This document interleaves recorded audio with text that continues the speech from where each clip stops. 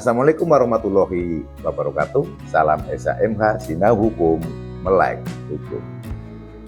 Pemirsa SHMH yang saya hormati, yang saya muliakan, yang saya cintai, yang saya banggakan sebangsa dan setanah air, dimanapun Anda berada.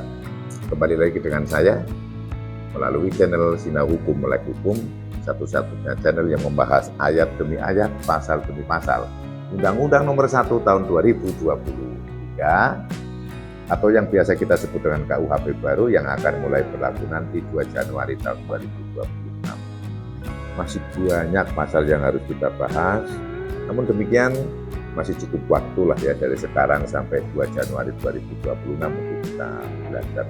Saya pikir sangat angkuh ya kalau kita itu, apalagi aparat penegak hukum yang sama sekali tidak mau belajar KUHP baru. Saya pikir apa itu namanya angkuh atau apa ya, karena ini harus dipahami. Ini nanti pada setelah 2 Januari 2026 ini KUHP baru ini adalah ibunya undang-undang, sama dengan KUHP lama itu adalah ibunya undang-undang. Semua undang-undang itu mengikuti KUHP lama, mau undang-undang terorisme, undang-undang korupsi, undang-undang kesehatan, mengacunya ke KUHP. Sama juga nanti setelah 2026 atau semua undang-undang yang akan terbit setelah ini harus mengacu kepada Undang-Undang Nomor 1 Tahun 2023. Makanya saya menyebut bahwa KUHP baru ini adalah ibunya undang-undang. Saya pikir kita semuanya harus mempersiapkan diri dan belajar, baik yang aparat penegak hukum, advokat, ataupun juga masyarakat. Seluruh warga negara kesatuan Republik Indonesia harus tahu ini, karena ini adalah undang-undang produk nasional, bukan produk kolonial atau bukan lagi produknya VOC. Oke, kita lanjutkan kita pembahasan untuk masuk kepada bab 16. Bab 16 KUHP baru kita akan membaca atau mempelajari tentang pasal 486. Ini secara singkat, pasal 486 ini adalah pasal tentang tindak pidana penggelapan.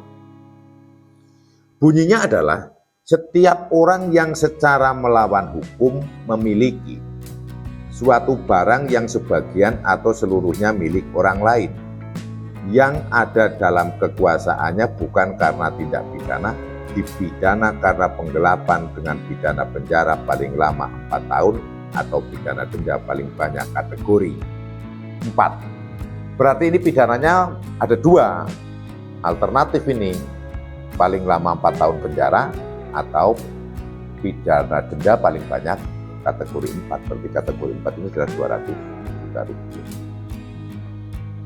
Membahas tentang pasal 486 ini, mari kita unsur-unsurnya kita bahas.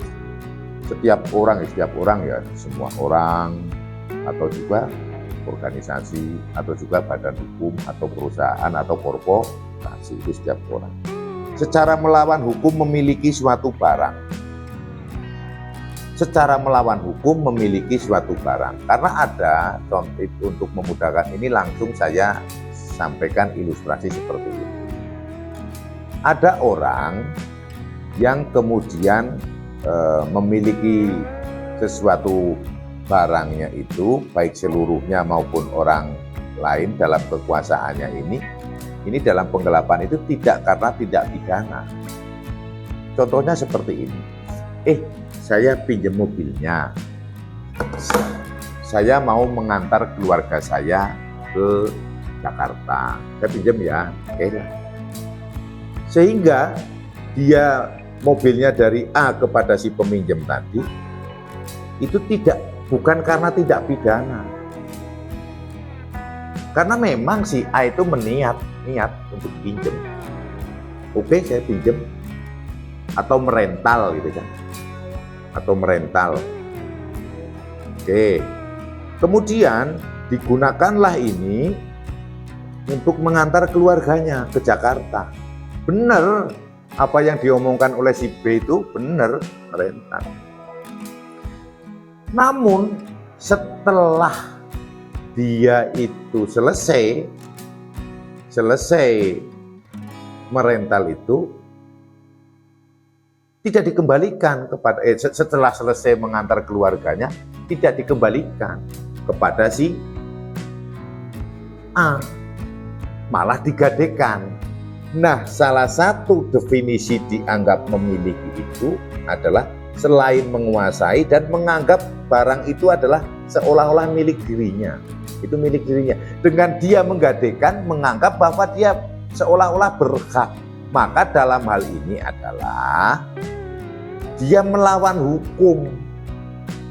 Melawan hukum untuk memiliki, karena menggadekan barang itu masuk dalam kategori memiliki. Memiliki adalah berhak pada barang itu yang dimaksud memiliki.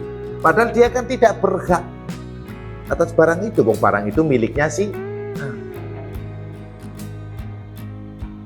Maka terjadilah memiliki dengan melawan hukum, menggadekan yang semestinya itu dikembalikan kepada si A. Inilah yang dimaksud dengan secara melawan hukum memiliki. Bisa dipahami di sini ya. Sebab pada saat hal-hal lain memiliki yang tidak melawan hukum.